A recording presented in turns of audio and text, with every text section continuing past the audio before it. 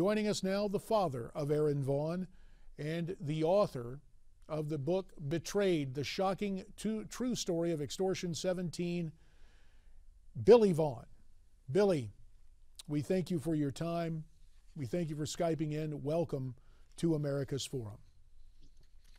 Thank you, Congressman. It's good to be with you today.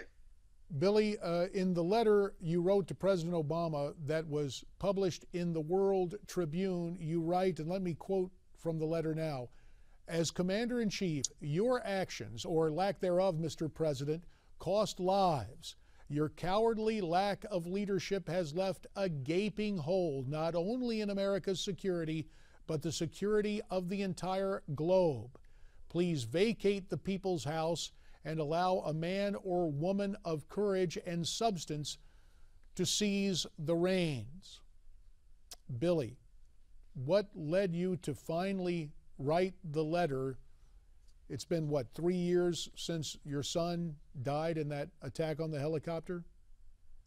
Yes, sir, just over 3 years. And I guess it's since that time, Karen and I have become, because of what happened with Aaron and because of lies that we were told, we began to investigate. We began to find out things that happened on that op that night.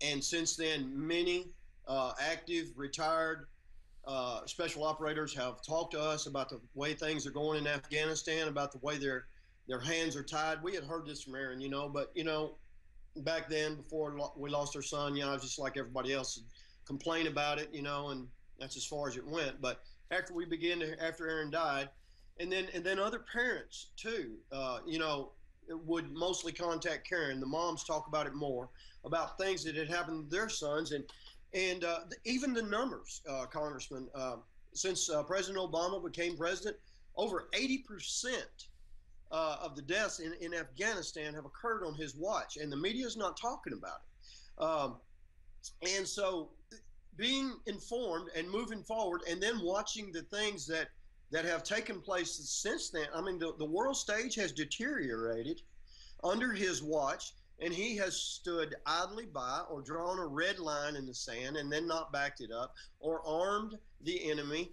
And now, even it's come out with Mr. Foley's beheading, that the president, that we knew ahead of time, but probably his inaction, caused us not to be able to get that guy out, Mr. Foley out. And not only that, then again, he discloses the special operations attempt that was made, compromising our special operators again. He's done that over and over again. He did it with the CIA chief when they put his name on the list.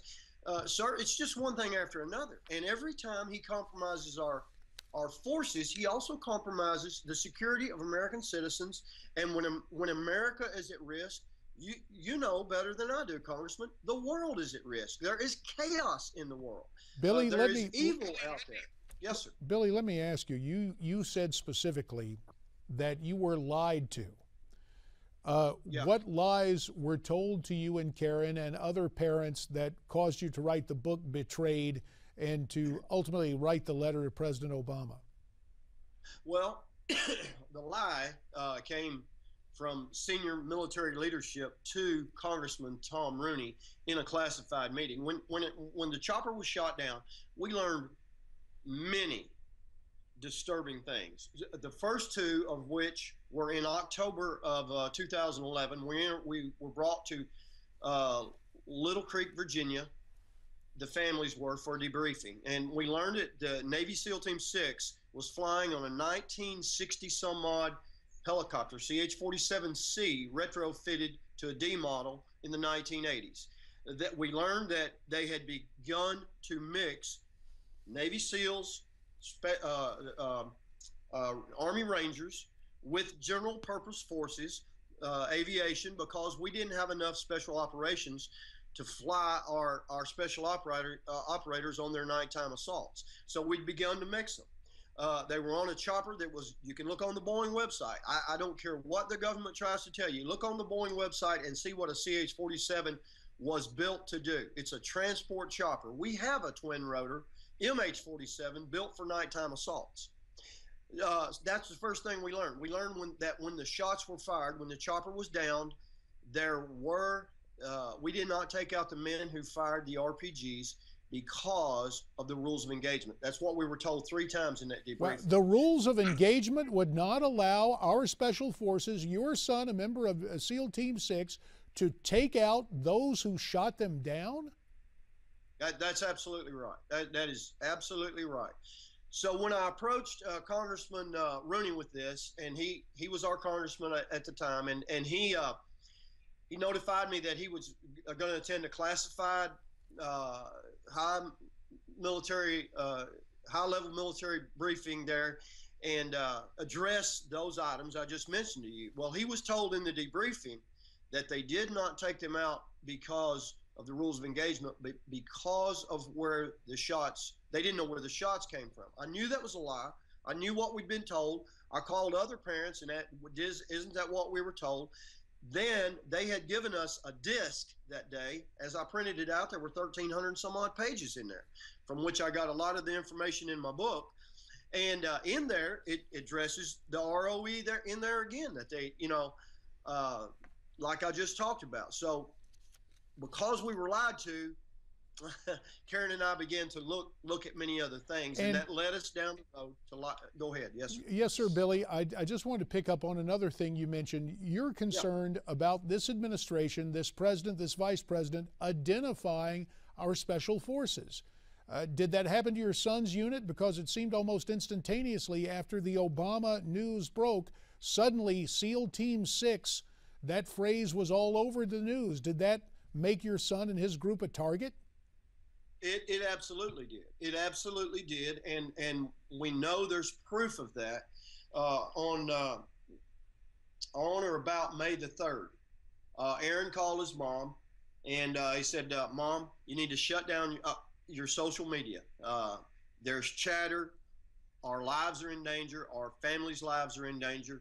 Mom, your life's in danger." And this was right after Joe Biden had come out and said it was the Navy SEALs. And then, like you said, Navy SEAL Team 6 was everywhere.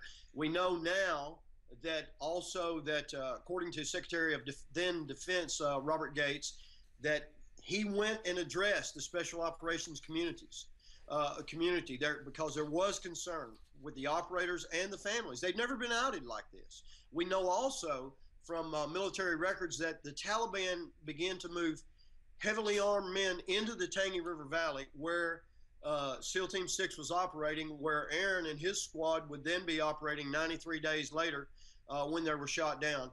And they moved them there, according to our intelligence, with the express interest of taking down a NATO helicopter.